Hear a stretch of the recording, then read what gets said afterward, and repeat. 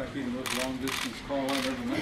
This is Jessica Duckworth. Hi, Jessica. Mike Pence. Nice to meet you. Great to meet you too. Thank you. Of course.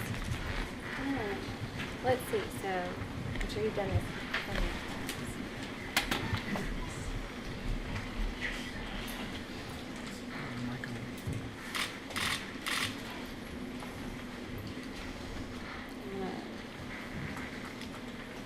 Hey, everybody. Is that good? Okay, so you're actually going to have this headset on. Okay, great. What side of your ear did you? That one? Okay. So when we're talking to the crew, every time you hit this button, you're going to hear what we call a clinger. It's going to be like a beep. And then as soon as it's over, then you can start talking. Okay.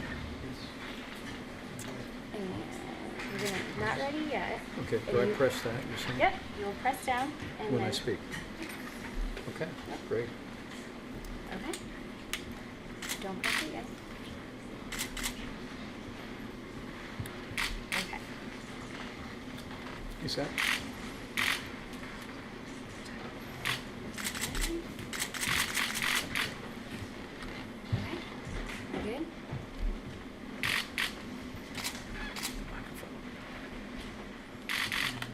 Great. And I'm gonna answer. Station, this is Houston. Are you ready for the event? Can you hear? Houston, this is Station. We are ready. Marshall Space Flight Center, this is Mission Control Houston. Please call station for a voice check. In station, this is Jessica Duckworth at Marshall with Vice President Mike Pence. How do you read me?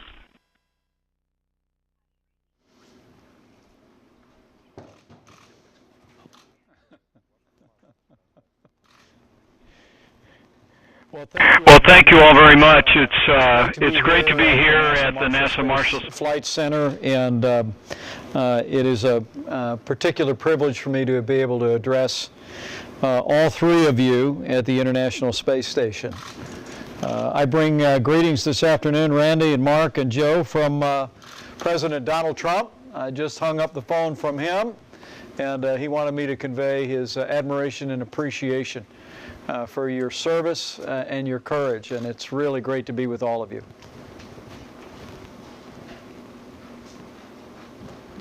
Thank you, sir. Welcome aboard the International Space Station. Well, thanks so very much. I know each of you served in the armed forces. Randy and Joe were in the Marine Corps, like my son, and Mark is in the Army. Now you serve as American astronauts, and I want you to know the President and I and every American sees each one of you as true trailblazers in a great American tradition. You may not be aware, but the President asked me to chair a restart of the National Space Council, and I want to assure each one of you that the National Space Council will be looking we're looking to build on the historic work that you're building on today, and I can assure you that under President Donald Trump, America is determined to lead once again, not just in low Earth orbit, but once again leading the world in space exploration. And we're just really honored to speak to three courageous Americans who are such an essential part of NASA's mission today. Let me maybe throw a question at each one of you.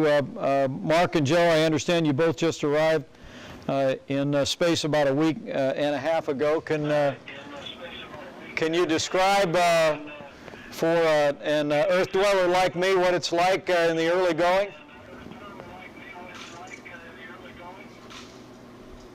Well, especially at the beginning, it feels a little bit like someone's holding you by your feet upside down for a while. It can be a little uncomfortable, but it's amazing how quickly human beings adapt.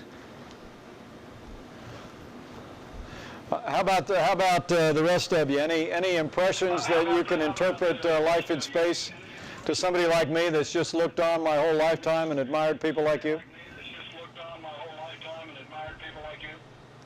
Well, let me just say, it's an awesome feeling. It's really an honor and a privilege to be up here, to be serving our country and doing all this great research. But I think all of us have the little kid in us, so to be able to float around and just kind of just break free of all these ties that we have on Earth. It's quite a remarkable feeling, and hopefully someday more and more people can come up and experience this.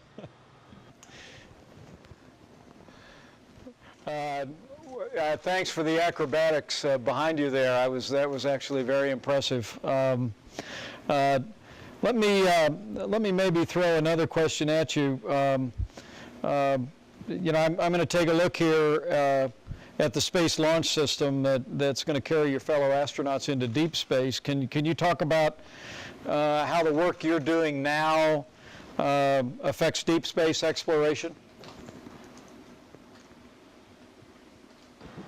Well, Mr. Vice President, we can definitely say that if you get to see that engine firing today, that'll be a sight to behold. It'll be something you'll always remember. And those engines are going to power the rocket that takes, the spaceships like our Orion up to orbit with the people inside. And you'll hear about EM1 and EM2, our test flights that are coming up here real soon. In spacecrafts just like this, actually maybe a little larger than this one, but an Orion spacecraft built in the U.S., you meant to go do deep exploration missions. And the work that we're doing is so that we can survive when we're in that, going into deep space places. How does radiation affect us up here? Well, we're up here for 6 months at a time, seeing how it affects us. We're looking at nutrition, muscles, bones, all these types of things that are really important that degrade while we're here in zero gravity. Just this afternoon, we were working on the miniature exercise device, which was meant to fit into a capsule just like Orion, and so we can do exercise to maintain our health, so by the time we get to other heavenly bodies or whatever the exploration mission is, we're fit and ready to go. Well, I really appreciate that, Commander. It's a great insight. You all might be particularly proud with your background to know that today President Trump signed a presidential memorandum directing the Department of Education to devote at least $200 million a year to grant funds toward expanding access to high-quality STEM education and computer science education and to focus those resources on historically underserved groups. I think the President is absolutely determined to make sure that education in America is laying a foundation in mathematics and science and all the technical background that's going to make it possible for more of our little boys and girls to reach for the stars and maybe be able to live the dream that you all are dreaming today. What advice would you have to young people today? How do they make it to the International Space Station and beyond?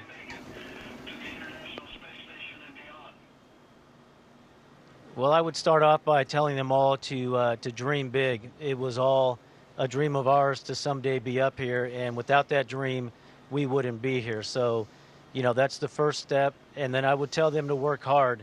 Somebody once told me, you don't have to be the smartest person in the room, and you probably won't be, but there's no reason why you can't work harder than everybody else. So work as hard as you can, but really, what I think is most important is have fun with whatever you do.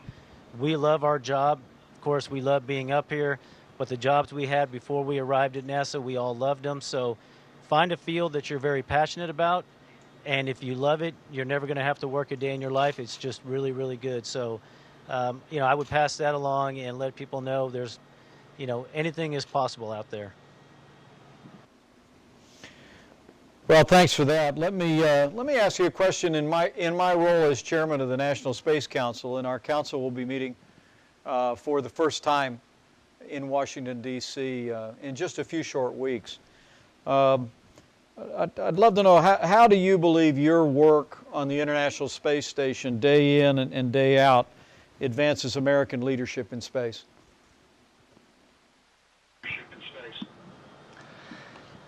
We just sent home a SpaceX Dragon cargo vehicle that carried science that we've been working on for a month up here. One of them was growing lung tissue that's going to allow them to ideally figure out cures for lung cancer. So one of our crewmates dubbed it the cancer-seeking missiles. Groundbreaking research like that up here on the International Space Station, 365 days a year, 24 hours a day, is what keeps American leadership in space.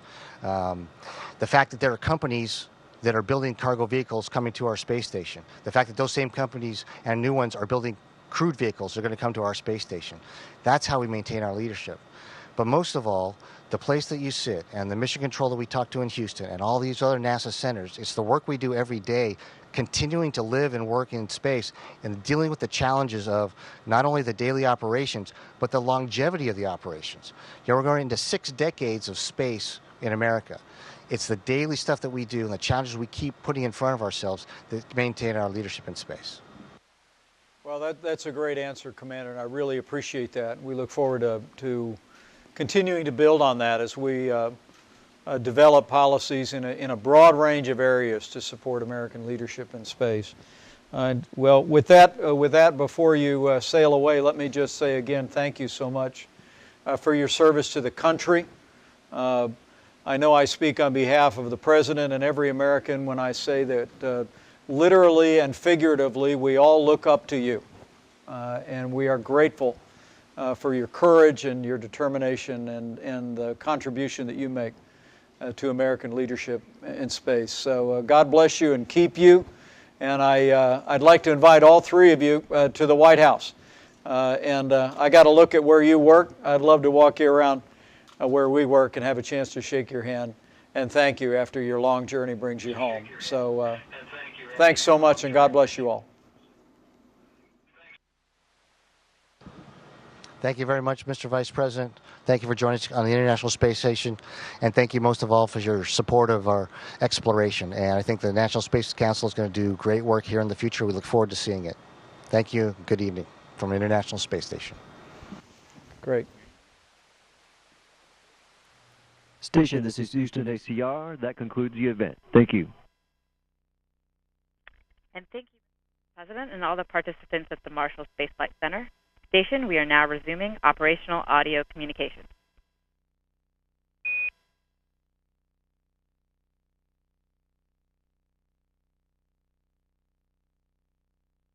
Today on orbit, we're operating all of the experiments that NASA has from us from radio.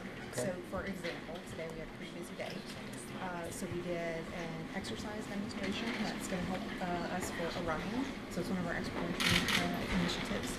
We also did work on a combustion experiment, upgrading our combustion racking station. For both of those activities, we enabled the PD to talk from their home. For instance, one's at Glenn, one's at Johnson, to talk to the crew on the space station.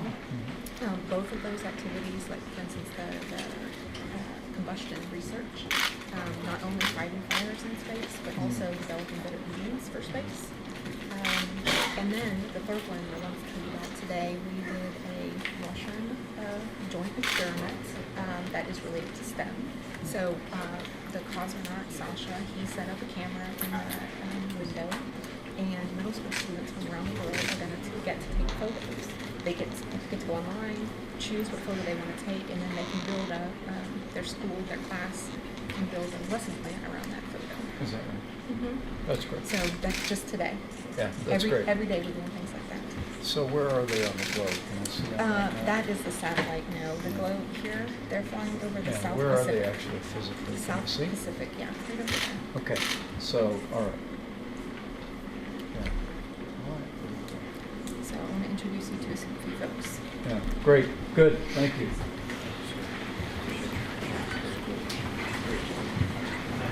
So this right here is Stephen Byner. Nice to meet you, Mr. Vice President. It's an honor. I appreciate your support. So he's the product and operations director. He's the leader of the team. 24/7, 365 over here. We always have a